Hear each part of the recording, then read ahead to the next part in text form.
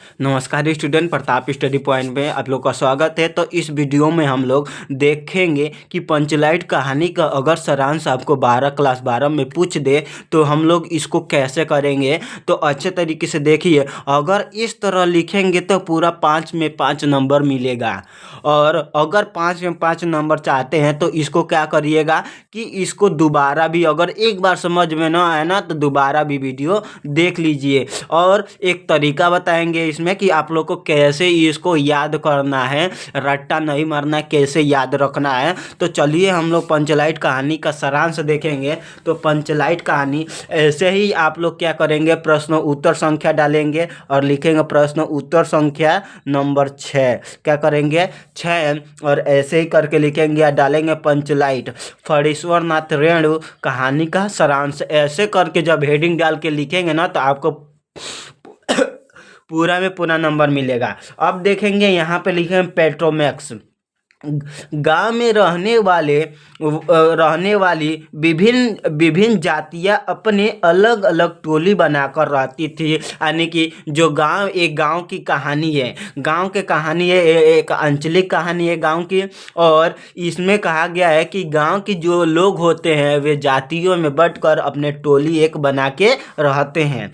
उन्हीं में से महतो टोली के पंचों ने पिछले 15 महीनों से दंड जुर्माने के जमा पैसों से रामनवमी के मेले से इस बार पेट्रोमैक्स खरीदा। यानी कि एक महतो टोली होता है जो 15 महीनों का दंड, यानी कि जिसको अगर दंड दिया गया होता है, उसे जुर्माना जो पैसा लिया होता है उसी को इकट्ठा कर कर और वह रामनवमी के मेले में जाते हैं और पेट्रोमैक्स खरीद कर लाते हैं।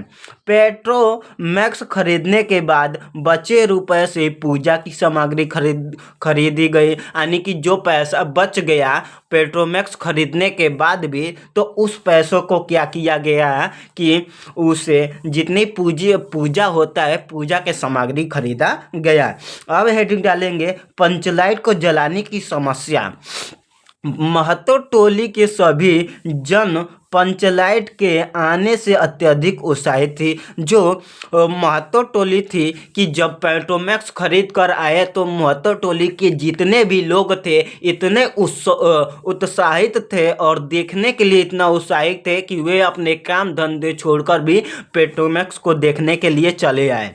लेकिन उनके सामने एक बड़ी समस्या यह आ गई कि पंचलाइट जलाएगा कौन। और एक बड़ी समस्या आ गई कि पंचलाइट अगर जलाएगा कौन, क्योंकि किसी भी व्यक्ति को उसे जलाने नहीं आता था।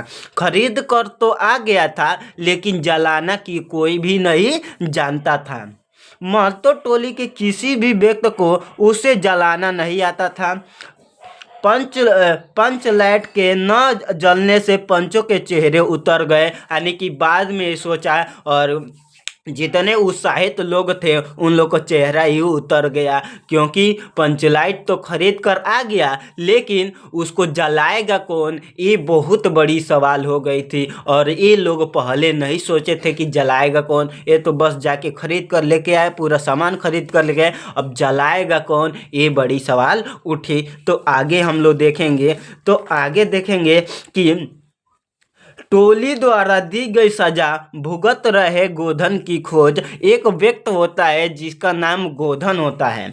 गुलरी काकी की बेटी मुन्नरी गोधन से प्रेम करती थी। यानी कि जो गोधन था वो गुलरी काकी की बेटी से क्या करता था, प्रेम करता था। और उसे पता था कि गोधन को पंचलाइट जलाना आता है। और जो गोधन था वे मुन्नरी को बता रखा था कि मुझे पेट्रोमैक्स जलाना आता है, तो वह उसको याद रहता है, तो वह अपने काकी को बता देती है। लेकिन पंचायत ने गोधन का हुक्का पानी बंद कर रखा था। क्या हुआ था कि उस गांव में महतो टोली के जो गोधन था उसको आना जाना क्या हो गया था, बंद हो गया था। उस गांव से उसको बाहर निकाल दिया गया था। सभी पंचों ने सोचकर अंत में निर्णय लिया कि गोधन को बुलाया जाए और सभी उसकी गलतियों को माफ़ कर दिया जाता है और यह अनदेखा करके उसको क्या कर लिया जाता है, अपने टोली में बुला लिया जाता है, क्योंकि वह एक काम जानता है जो इसके पास स्किल है जलाने का। ठीक है। अब देखिए गोधन द्वारा पंचलेट जलाना, कि गोधन कैसे जलाता है पंचलाइट। कि सरदार भेजे गए छड़ीदार के कहने से नहीं आने पर गोधन को मनाने मुलरी काकी गई। कि सरदार द्वारा भेजे गए छड़ीदार को कि जाओ छड़ीदार बुला के लेके आओ, तभी भी गोधन नहीं आता है। तब क्या होता है कि मुनरी काकी उसे बुलाने जाती है। तब गोधन ने आकर जब गुलरी काकी जाती है तो वह क्या होता है कि वह बुलाकर लेके आती है। पंचलाइट में तेल भरा और जलाने के लिए स्प्रिंग मारा और गुलरी काकी किसी तरह बुला कर लेके आती है तो वह तेल भरता है पेट्रोमैक्स में और स्प्रिंग मारता है। कि तिलिया लोगों ने एक स्वरों से महावीर स्वामी की जय ध्वनि सुनाई दी और एक साथ उनकी क्या हुई, स्वर यानी कि बोला कि जय भवानी के महावीर स्वामी की जय जयकार हुई जब पेट्रोमैक्स जल गया। फिर से पंचों द्वारा गोधन को माफ करना।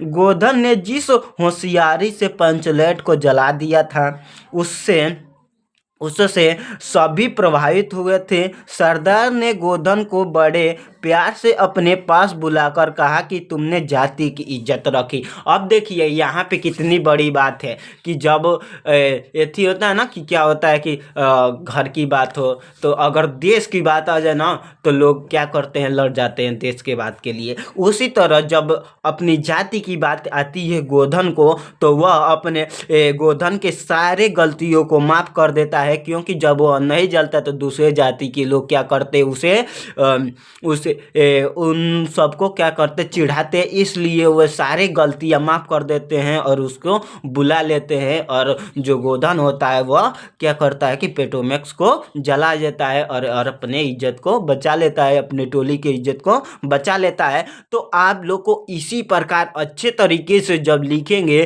तो 5 मार्क्स जरूर मिलेगा और अगर एक बार समझ में ना आए तो दूसरा बार भी वीडियो देख लीजिएगा। और अब हम आप लोग को बताया था कि एक बात बताना है कि जो आपको देखिए इसमें क्या ध्यान रखना है, वही बात बताने जा रहे हैं कि इसमें क्या ध्यान रखना है। इसको देखिए एक बार समझ में आए तो दूसरा बार भी वीडियो देख लीजिए। आपको क्या करना है, इसको याद नहीं करना है, इसको याद नहीं करना है, आप लोग को इसका हेडिंग याद करना है। क्या रखना है, हेडिंग याद कर लेना है और जो भी है दिया गया है इसको बस पढ़ लेना है। क्या कर लेना है, पढ़ लेना है और हेडिंग जितने भी हैं उन लोग को बस याद करना है। या जब भी सारांश पढ़े तो इसी तरह हेडिंग डाल के अच्छे तरीके से इसके लेके जाइएगा, अच्छे तरीके से उसके नीचे चिन्ह खाचिएगा, लिखिएगा। हेडिंग जितना है उसको हेडिंग को आप लोग याद करिएगा। ठीक है, ये नहीं कि इसको याद करें, ऐसे याद करेंगे तो कभी भी याद नहीं होगा। तो आप लोग क्या करेंगे, हेडिंग याद करेंगे और ये सब क्या कर लेंगे, पढ़ लेंगे तो आप लोग को पेपर में एकदम याद हो जाएगा और आप लोग एकदम 5 नंबर लिख कर आएंगे। तो इस वीडियो में आपको समझ में आ गया होगा और ऐसे ही लेटेस्ट वीडियो पाने के लिए हमारे चैनल प्रताप स्टडी पॉइंट को जरूर लाइक, सब्सक्राइब, शेयर करें। जय हिंद दोस्तों।